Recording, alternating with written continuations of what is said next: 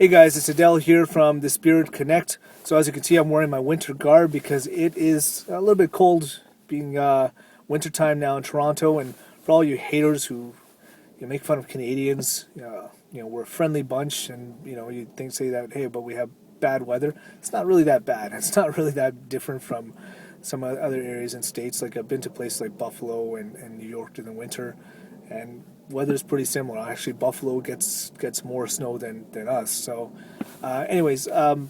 basically, I want to talk about The Secret and astrology.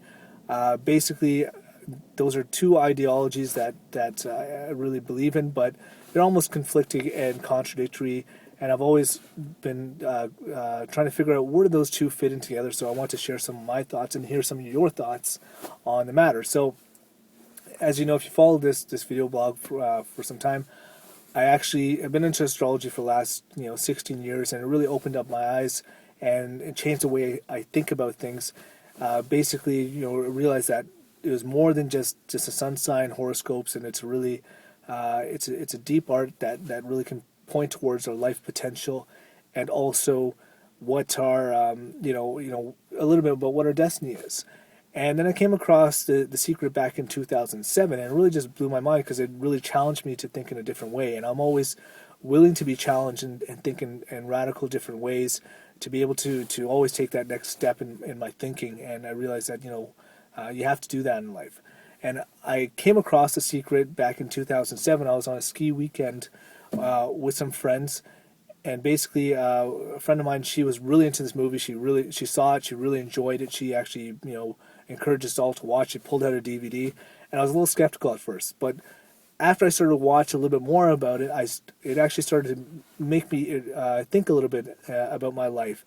At that time, back in 2007, I had actually was into just finishing up my certification with the CAAE, which is the Canadian Astrological Education, and finished up my certification for traditional horary astrology under Ron Bippis, and was really getting into focus into traditional astrology, and was seeing that it could be really strong in predicting events in life, and getting really locked into really seeing things in a fatalistic, predetermined way.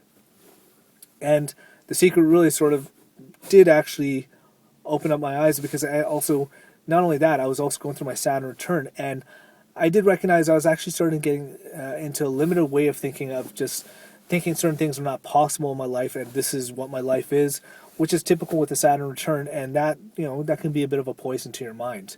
So I decided, what, I'm going to give this a go. For a year, I actually really just tried.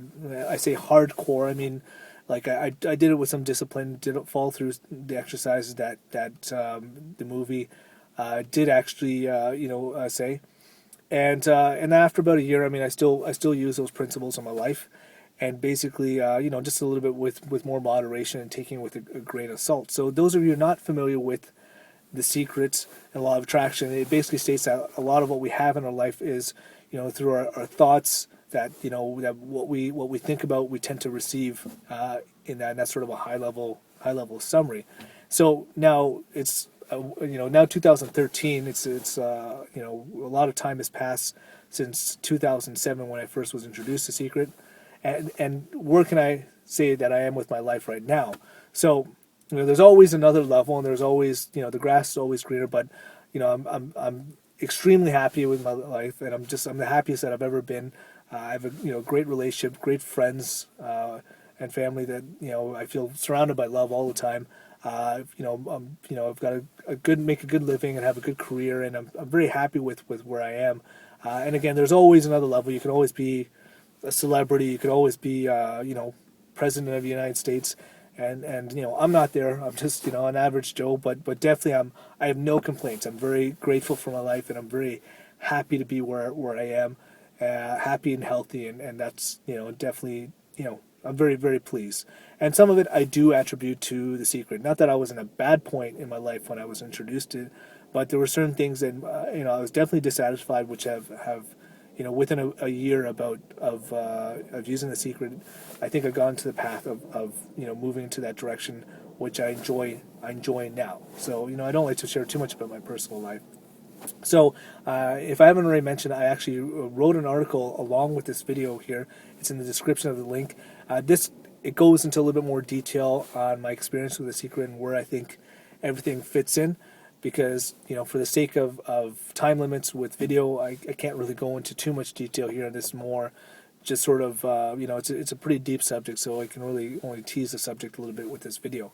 So the areas that The Secret really made me think were definitely I could see the relationship in my life on, how I thought about certain things. I just assumed that, you know what, this is what life is, and that's what, it's probably not gonna change. And I could really see the relationship between how I thought about it and what I was receiving. And that really struck a chord with me. The second thing is that, going into traditional astrology, I was getting really caught up in this whole prediction stuff. And at certain points, like, isn't that futile? Even if you do know, what's the point of knowing? Like, if you assume a fatalistic model where life is just like, pressing play and we're just going through the motions, and our grand creator, whether it be, you call it God, the collective unconscious, Buddha, the Tao, whatever word you want to give it, already knows the outcome. Isn't it sort of pointless? Like, couldn't they just tell us, instead of us going through all this pain and experience of, of coming to certain inevitable conclusions that just instinctively didn't ride with me. Like, we have to have a level of control to make decisions and to choose. So it can't be completely fatalistic here. So, as I mentioned before, my article, that I wrote at the link below goes in a little bit more detail about my experience, but ultimately where I found my good middle ground was digging more into Jyotish, Vedic Hindu astrology, because I think they played with that question a lot more than modern astrology has. Basically, some people think about Indian astrology as very fatalistic, but they actually have different breakdowns of levels of fate. And the way they always break it down is there's different karmas in life. So, if you have Saturn in an angular position, it's making a hard aspect to your significator, and it's in a strong position like Libra, for instance. You're pretty much going to bet that there's certain things in your life that you're going to experience, and it's going to be tough, and it's not going to change till you get out of that dasha period.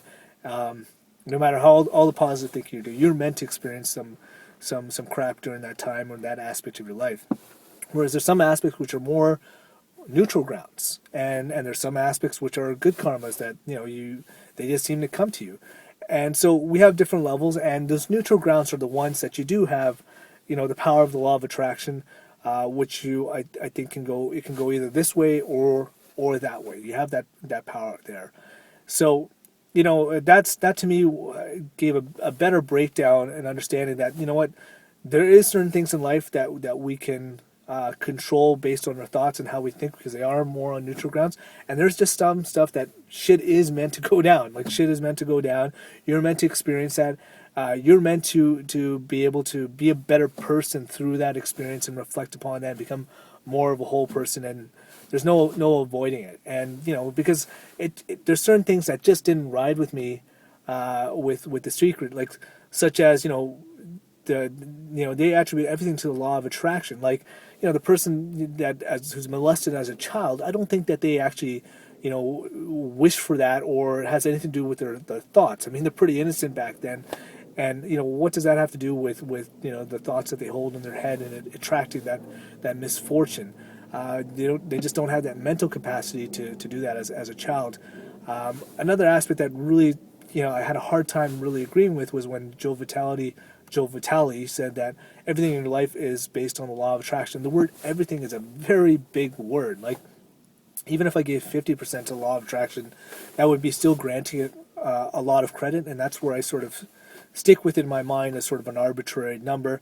But, we have a lot of different laws. We have the law of cause and effect, the law of physics, and you can't say that, all the wishing and thinking in the world is going to, certain things are there's other factors into play, and the word everything is a very big word. Another aspect that I really had a hard time swallowing and getting my head around was the aspect where Neil Donald Walsh talks about there's this blackboard in the sky that he was always looking for in his life that hadn't written what God meant for him to do, and then until he realized that there's no blackboard in the sky, Could he progress in his life? And I kind of don't agree with that fully because, astrology does point to the fact that we do come onto this earth with certain potentials, and we do have, I think, certain destinies to fulfill. And I do believe that it can be expressed in multiple ways, that energy can be chosen on how we express that. But, I do think that's, there's definitely certain things that we are inclined to, right? And that's even the process of individuation that Carl Jung talks about, where, becoming your full self, becoming your complete self. And that's almost like the Hindu theology, where it's, it's not different gods. People think of Hindu theology as different gods, but it's actually one God, and those are different expressions of those. And the fact is that God, or our spiritual force, is so complex that, it's everything, but it's also, finite things that it can't be described that way. So we're all different expressions of our spiritual force, God, Tao, Allah, whatever you want to use for it. But I definitely do think that we do have certain things that we're meant to fulfill in our lives. And, and the reality is that, what, there's certain people, and not being one with that energy, not being one with that purpose, that I think can be a bit of a detriment. Like, if you're 5'3", you're probably not going to be, an NBA player. Like, anything is possible, but probably not. Like, it's going to be different, pretty difficult. I mean, there's, guys like Spud Webb or something like that, or the exception, but you got to be realistic. But you might be a great wrestler at that height. That's a sport which lends towards a lower center of gravity. So you have to have some realism, and your advantages are at the same time your disadvantages, and your disadvantages are your advantages. And that's what I find astrology allows you to look at, not energy, like whether it be Mars energy or Saturn energy as always a negative thing, is realize where it's allocated best. So those are some of the things that I disagree with The Secret. But end of the day, I realize it has its place. And again, my sort of conclusion, which is not a full conclusion, as I give it 50%. I really encourage to read the article, because I go into a little bit more depth as to some of my thoughts there. But my ultimate conclusion that there's no full conclusion, because this is something that since the beginning of time, man has been asking, what is this level of fate and free will? And I'm certainly not going to solve it in a couple of years of thinking. But I realize both the law of attraction and astrology have its validity. I still do lean more towards astrology, just because there's more material there, and I feel a little bit more critical thinking there. Sometimes talking to people who are about the law of attraction, they can be a little bit too hairy-fairy, that they don't want to think about anything negative, which I think critical thinking, which some people label negative, does have some place, as long as you're focused on the positive. So I encourage you to check out my article and comment on it, or comment on this video. I'm interested to hear what you think, because I don't have a full conclusion, and I'm still figuring out where does everything fit in, and it's not something that will ever be solved overnight, but I'm coming closer to that truth. So check it out, check out my article, comment, want to hear what you think. Sayonara.